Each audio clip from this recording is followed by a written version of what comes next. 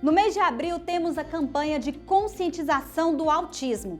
Segundo a ONU, Organização das Nações Unidas, esse transtorno afeta cerca de 70 milhões de pessoas no mundo todo. Você sabe como identificar o transtorno do espectro do autismo? No programa de hoje, o papo é sobre autismo.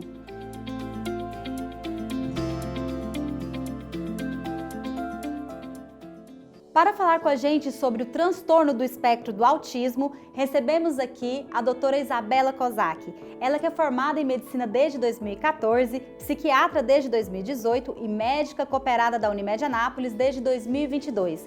Doutora Isabela Kozak, bem-vinda ao Papo Médico. Vamos começar então falando o que é o autismo. É um transtorno do neurodesenvolvimento, no qual a criança, até o adulto, ele vai apresentar algumas alterações. Geralmente é uma deficiência na comunicação e no interesse social e aspectos restritivos e repetitivos do comportamento. E o transtorno do espectro autista atinge mais os meninos. Qual a relação com o sexo e quais são as principais causas do autismo? Então, o que acontece? Tem a ver com o cromossomo X.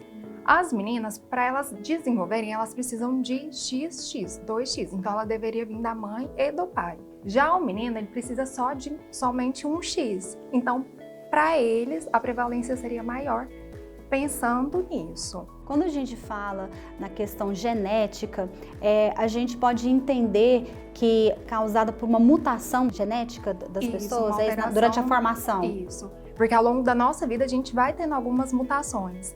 E aí, até por isso que tem essa correlação com a idade mais tardia dos pais, porque todo mundo vai tendo alguma mutação nos genes. E aí isso poderia ser alguma coisa que geraria essa parte genética.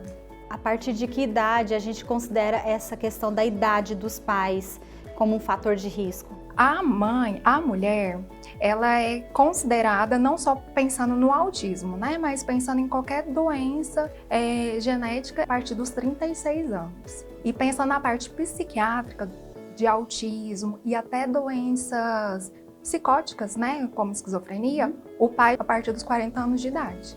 Nós temos a participação do público do Papo Médico que responderam a nossa caixinha de perguntas durante a semana. A gente deixou aberto para a sua participação. E a gente sabe aqui que os primeiros sinais de autismo podem ser percebidos ao longo dos primeiros meses de vida. Como identificar esses sinais e quando pode-se ter um diagnóstico preciso? Então, pensando nessa parte do neurodesenvolvimento, a gente tem que ver os marcos do desenvolvimento da criança.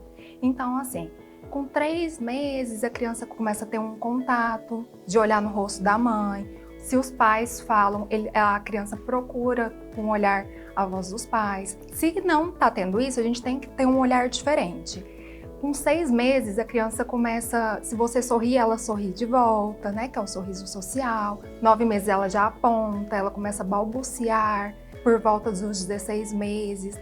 Começa a ter algumas falas. Então, até uns 2 anos de idade, dos 18 meses aos 2 anos de idade, ela tem que estar falando alguma coisa, tem que ter frase com 2 palavras, a questão do andar. Se a gente começa a pular essas fases do desenvolvimento ou passar da idade que seria comum na maioria das crianças, a gente tem que ter um olhar especial. E em qualquer momento do desenvolvimento da criança que ela também começa a regredir, por exemplo, ela desenvolve, começa a falar e são momentos que a gente precisa prestar atenção e ver o que está acontecendo. Antigamente falava-se muito no diagnóstico a partir dos 3 anos de idade, mas a gente já começa a olhar antes até para ter uma intervenção mais precoce. Então não tem a possibilidade de não ser percebido sinais na infância, aí de repente com 20 anos vai pensar, nossa, a pessoa é autista, descobriu que ela é autista aos 20 anos, tem possibilidade disso? Na verdade, sim, não é que tem possibilidade de descobrir só nessa idade, muitos pacientes acontecem disso mesmo. Por quê? Porque às vezes achou que era da criança, deixa passar despercebida. Por isso que a gente precisa de uma intervenção precoce e se a gente for pensar, é um acompanhamento não só do médico, do psiquiatra. A gente precisa conscientizar os pais e mesmo a escola. Porque às vezes mãe de primeira viagem não sabe como que é, mas a professora tem uma outra visão e ela pode começar a alertar para ver que tem uma diferenciação. pedir para encaminhar para um médico especialista. Mas acontece, infelizmente, às vezes de alguns pacientes chegarem com 20 anos e ninguém nunca percebeu nada. E aí a gente perdeu essa parte dessa intervenção precoce. Então, já seguindo esse raciocínio, a gente sabe que o autismo não tem cura. Então, o que pode ser feito em prol dos pacientes? Tem a parte medicamentosa, mas não é o principal. O principal é a gente fazer essa intervenção. O que seria intervenção? Usar de uma equipe multidisciplinar, composta pelo médico, que pode ser um psiquiatra, um neuropediatra, o próprio pediatra, que ele também faz parte para fazer esse screening para a gente e encaminhar para o especialista, um psicólogo, psicopedagoga, a parte de terapia ocupacional, educador físico, nutricionista. Todos esses profissionais vão agir em comum para desenvolver a criança e fazer ela ficar mais próxima do que deveria ocorrer no desenvolvimento comum. Mas, por exemplo, uma criança que tem 5 anos e ela foi diagnosticada com autismo, né? Ela pode conviver, ela deve, qual que é a orientação, né, do médico especialista em relação ao desenvolvimento escolar e social dela? Uma criança de 5 anos com autismo, ela vai conviver com outras crianças de 5 anos de idade normalmente? Ou ela vai ter um atraso, um retardo nesse desenvolvimento? Isso a gente vai saber avaliando a criança, porque tem níveis, né, do autismo. Então, assim, tem crianças que necessitam de um apoio, mas a gente poderia dizer um autismo mais leve. Então, ela precisa de uma intervenção para a gente superar aquela dificuldade que ela tem, mas a gente consegue fazer ela desenvolver por ela só, mais facilmente. Outras crianças são mais comprometidas, que aí entra a questão de algumas especificações do autismo que a gente tem. Por isso que é o transtorno, né, do espectro autista. Por quê? Porque a gente pode ter o autismo só com essas dificuldades iniciais que eu falei, mas aí pode ele evoluir com dificuldade na parte cognitiva, que seria com presença de ter um retardo mental. Outras crianças têm uma dificuldade na fala, tem crianças que não chegam a desenvolver a fala. Então, a gente tem que avaliar cada criança de uma forma. Mas o ideal seria a gente colocar essa criança inserida no meio social mesmo. Ela precisa ter contato com outras crianças, porque a gente aprende vendo. Então, assim, ela tem que ver a outra criança para ela se sentir acolhida e poder desenvolver aquela dificuldade que ela tem. E até estimular. Então, o ideal seria ela ter contato com outras crianças mesmo. E dentro do transtorno do espectro do autismo, temos vários distúrbios, como a síndrome de Asperger, transtorno desintegrativo da infância e outros. Explica pra gente sobre esses diferentes distúrbios do TEA e os diferentes graus do autismo. A gente falava, cada dessas síndromes que você falou era uma. Hoje em dia a gente englobou tudo no transtorno do espectro autista. Qual que seria a diferença? A síndrome de Asperger é um transtorno do espectro autista, que a criança, o adolescente, ele não tem o atraso na fala e ele não tem um comprometimento cognitivo.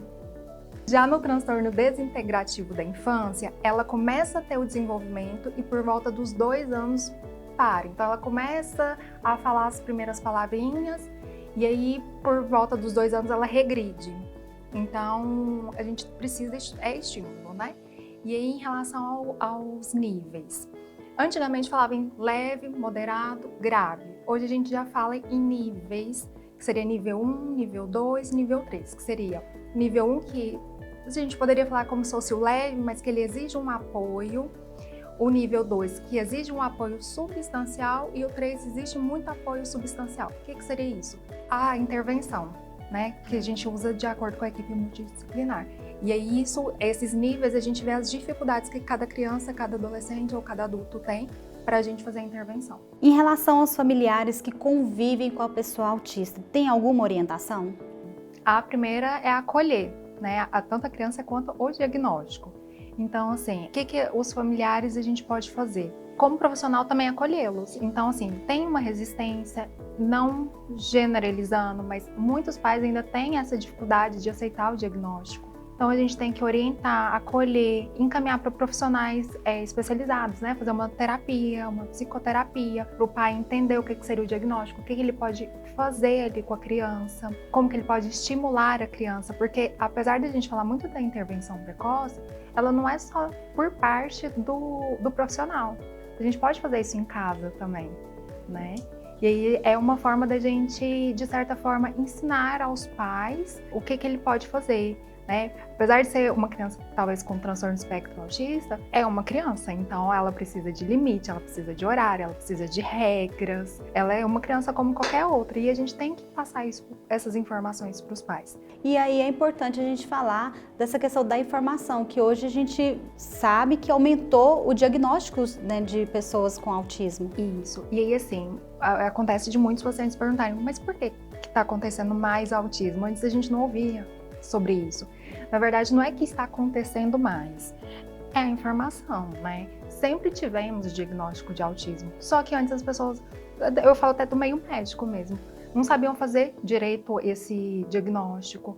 A dificuldade, às vezes, de chegar até um especialista. Por isso que a gente precisa de toda uma equipe multidisciplinar, né? Igual a gente falou antes. Às vezes o professor pode detectar alguma coisa no desenvolvimento e já alertar os pais.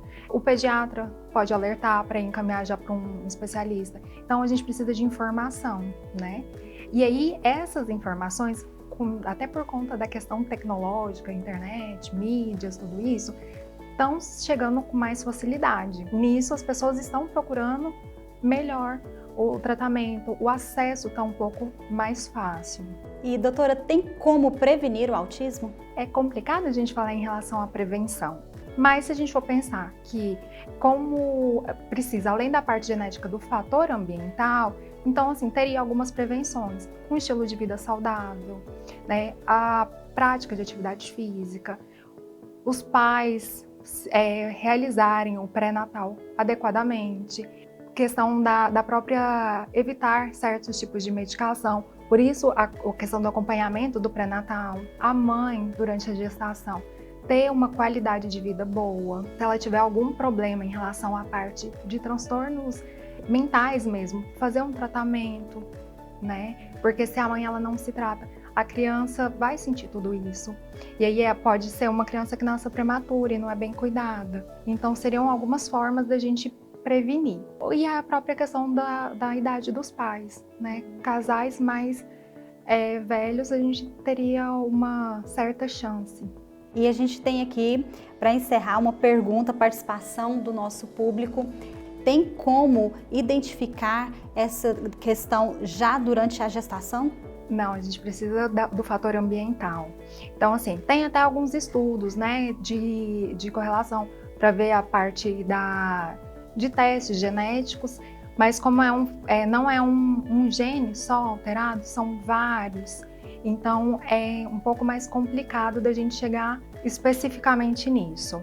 Mas preciso do fator ambiental para desenvolver, que seria o que a gente já discutiu, né, da questão da parte da idade dos pais, de uso do pré-natal, de uso de algum tipo de drogas, medicações, baixo peso ao nascer.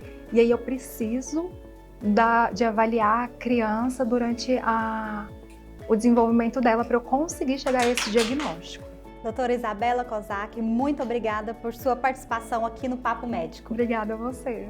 O Papo Médico está em todas as redes sociais da Unimed Anápolis. A cada mês temos um tema sobre saúde para bater um papo com os médicos especialistas no assunto. Você também pode participar enviando suas sugestões e dúvidas pelas nossas redes sociais. Muito obrigada e até o próximo Papo Médico.